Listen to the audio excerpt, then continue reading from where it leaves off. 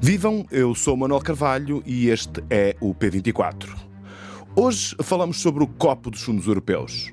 Estará meio cheio, como diz o PS e a Comissão Europeia, ou meio vazio, como alega o Governo? A história não é nova. Repete-se há anos nas trocas de acusações entre quem está no Governo e quem está na oposição. Avaliar a execução dos projetos financiados por verbas europeias tornou-se um clássico, no qual uns e outros tentam depreciar a competência do adversário.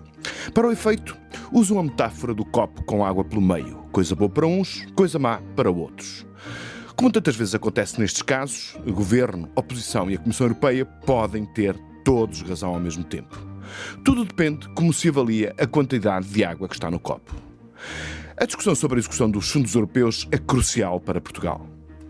Entre 2014 e 2020, 88% de todo o investimento público teve origem nos fundos de coesão. Até outubro de 2023, 46,8% do investimento público terá tido origem no Plano de Recuperação e Resiliência, o famoso PRR. O que quer isto dizer? Que desafios cruciais para o desenvolvimento e a coesão do país dependem do dinheiro da Europa. Luís Montenegro desejou esta quinta-feira acabar com esta dependência. Temos de deixar o grupo dos países da coesão, os que precisam de ajudas europeias para se desenvolver, disse. Temos de passar a ser contribuintes líquidos do orçamento europeu, garantiu. O discurso sobre os fundos e a sua execução é, por isso, um sintoma de subdesenvolvimento, um tema crítico. Só que, perante opiniões tão diversas sobre a execução dos fundos atualmente, como podem os cidadãos ajuizar quem tem razão? Como podem avaliar o estado de execução do PRR ou do Portugal 2030 perante leituras tão contraditórias? Os fundos estão a ser desperdiçados? O país não tem condições materiais e humanas para investir tanto dinheiro? Onde começa a verdade e acaba a propaganda no fogo cruzado entre o governo e a oposição? Para nos esclarecer sobre o que está em causa, o P24 procurou uma personalidade independente e conhecedora da complexidade desta questão. Chama-se José Soeiro, foi toda a vida funcionário público ao serviço de vários governos, presidiu a Agência para o Desenvolvimento e Coesão que geria os fundos europeus. Por onde passou, o José Soeiro foi tido sempre como um servidor público exemplar. Este é o P24 e hoje é sexta-feira, dia 9 de maio de 2024. Viva José Soeiro, muito obrigado por vir ao P24. É possível encontrarmos um indicador objetivo e indisputável sobre a execução dos fundos da União Europeia? Ou há vários níveis de aflição que permitem opiniões naturalmente desencontradas sobre essa execução? Viva, boa tarde, caro Manuel Carvalho. Primeiro, é com muito gosto que tenho esta conversa e vou-lhe procurar responder o mais factualmente possível e por palavras simples. Muito obrigado. Sublinho palavras simples porque os fundos europeus, nomeadamente os fundos estruturais e de investimento, têm um circuito financeiro complexo e muitas vezes usam-se no dia-a-dia, enfim, termos que não são imediatamente perceptíveis. O conceito de execução é utilizado ao longo do circuito, de um longo circuito que começa na Comissão Europeia e termina na realização física e financeira pelo promotor. Para medirmos e responder à questão, temos uma boa execução, temos uma má execução, temos que saber exatamente a que nível estamos a referir. Há um primeiro nível de aferição da execução. É o nível das transferências da Comissão para o Estado-membro. A este nível, Portugal é tradicionalmente um dos Estados-membros que se destaca por uma boa execução. Tradicionalmente é assim e também tem sido assim. Agora, no atual período, e nomeadamente no PRR. A este nível, a execução, dizer que Portugal já recebeu X%, depende fundamentalmente de duas circunstâncias. Uma, do cumprimento das condicionalidades prévias que estão associadas ao programa ou àquela medida programática em concreto. Ou seja, portanto, Bruxelas transfere dinheiro se Portugal cumprir determinadas regras e certas exigências. E cumprir determinados pressupostos. Dou um exemplo. Para além das regras gerais de utilização dos fundos, no caso do PRR, Portugal comprometeu-se a, num determinado calendário, eliminar os entraves ao livre estabelecimento e os entraves concorrenciais que estão associados ou estavam associados à legislação nacional das ordens profissionais. Sim, deu aquela polémica com os advogados em concreto. Exato. Se Portugal não cumprir ou não cumprisse esta norma, era uma condicionalidade que não estava a ser observada. E isso condiciona o fluxo financeiro da Comissão para o Estado-membro. A outra condicionalidade, a outra condição prévia, é o Estado-membro, no nosso caso Portugal, não estar a ser objeto de nenhuma medida suspensiva de transferências para ele. Como acontece com a Hungria. Normalmente acontece com a Hungria, normalmente associados a incumprimentos. Certo. De natureza financeira ou de outra ordem. Como diz e bem, é o caso da Hungria. Este é o primeiro nível da aferição da execução. Há um segundo nível, que tem a ver com o volume e o nível de aprovação das candidaturas apresentadas. Aqui eu diria mais uma condição necessária e em si mesmo não é um objetivo. Porque ter candidaturas aprovadas é uma condição necessária para a execução física e financeira, mas traduz apenas o quê? A capacidade do Estado-membro de concluir as medidas programáticas e de aplicação do programa, receber, analisar e decidir as candidaturas. Nada nos diz sobre a execução física e financeira.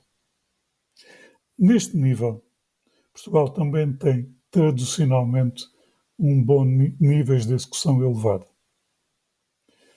Até porque temos muita tendência de ter muita coisa aprovada logo de início, ter níveis de aprovação muito altos. E depois projetos que não se executam, é isso que acontece muitas vezes. Muitas vezes acontece projetos que não se executam e, por vezes, nem sempre aprovamos aquilo que melhor traduziria uma boa execução dos fundos. Todos sabemos, todos temos exemplos seguramente a dar de opções de investimento traduzidas em aprovação de candidaturas que nem sempre se revelaram as melhores opções. Terceiro nível. Terceiro nível. Tem já a ver com o nível das transferências das autoridades nacionais para os beneficiários, ou seja, para os promotores dos projetos aprovados. Este nível já permite medir de alguma maneira a execução física e financeira, embora não com total rigor, porque as transferências das autoridades nacionais para os promotores podem ser feitas a dois títulos, de adiantamento ou de reembolso de despesas já realizadas e pagas por eles. Enquanto adiantamento, também pouco nos diz sobre a efetiva realização dos investimentos. Quarto nível é o nível da prestação periódica de contas do Estado-membro à Comissão, também muitas vezes designado genericamente como certificação de contas. Aqui já temos a aferição exata do dinheiro que chegou aos executores, os promotores das operações e, nomeadamente, aquele valor dos fundos que traduz execução física. Ou seja, o fim último dos fundos europeus estruturais e de investimento é apoiar ações materiais ou imateriais em concreto. Isto significa o quê? Se queremos, quando falamos de execução, dizer o que é que efetivamente está a ser executado, como vulgarmente dizemos, no terreno, temos que ir a este último nível. E, portanto, muitas vezes nesta polémica que há entre partidos, entre governo e oposição, cada uma das partes, portanto, escolhe o nível que está mais de acordo com os seus interesses políticos. É isso que tem acontecido repetidamente e aconteceu mesmo quando o Sr. Engenheiro, portanto, presidia a Agência para o Desenvolvimento e Coesão. Sim, esse é normalmente um elemento que perturba um debate esclarecedor para a opinião pública de como está a execução. Mas não são só os políticos portugueses que cometem esse erro. Eu interpretei estas últimas declarações da nossa comissária também não são contraditórias com aqueles que dizem em Portugal que nós temos uma execução muito baixa. Ela estava-se a referir, pelo menos assim eu entendi, ao primeiro nível da aferição da execução, Pois. que é ao nível das transferências da Comissão para Portugal. E a esse nível, nós tradicionalmente estamos entre os 4, 5 primeiros Estados-membros. Quando chega, portanto, o momento de transferir o dinheiro para os titulares dos projetos, para os responsáveis pelos projetos, aí é que pode haver mais problemas. Aí é que tradicionalmente existem problemas. E os problemas traduzem-se aqui. Para além das regras dos circuitos financeiros, os fundos têm sempre associados prazos para a execução financeira em cada um destes níveis que eu referi, mas também física. Há um prazo que, para as operações serem fisicamente realizadas, para o dinheiro poder ser definitivamente considerado como atribuído ao promotor. Nós temos um bom desempenho para receber da Comissão. Tradicionalmente temos um bom desempenho, leia-se uma boa execução para aprovar operações. Estamos, como também no passado periodicamente estávamos, já com alguns problemas, a transferir dinheiro para os beneficiários, mesmo que seja a título de adiantamento, e onde é patente que existem problemas de execução é na realização, nomeadamente realização física, material, ao nível dos projetos. Deixe-me dar-lhe até uma explicação. Não é de estranhar que existem esses problemas ao nível dos promotores. Quando hoje os fundos são maioritariamente destinados a investimento público e quando, como tem acontecido nos últimos anos, a principal variável de contenção, de gestão do nível de déficit das contas públicas são as despesas com investimento. Aqui não pode haver milagres. Se não se gasta em investimento e quando em Portugal praticamente não há investimento infraestrutural que não seja apoiado por fundos, uma coisa implica a outra. Portanto, há uma espécie de um entupimento. Portanto, há uma espécie de funil, que são tantos projetos que quando chega ao momento da execução, cria-se ali uma espécie de aperto que impede o fluxo normal, portanto, dos processos de execução.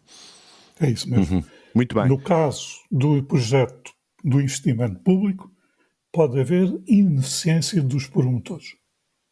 Mas também há um problema de opções de política orçamental subjacente. Portanto, tem a ver com a coparticipação obrigatória do país. Muito bem, Engenheiro Soeiro, muitíssimo obrigado pelos seus esclarecimentos. Foi um prazer falar consigo. Até obrigado. Breve. O prazer foi meu. Adeus, Walter.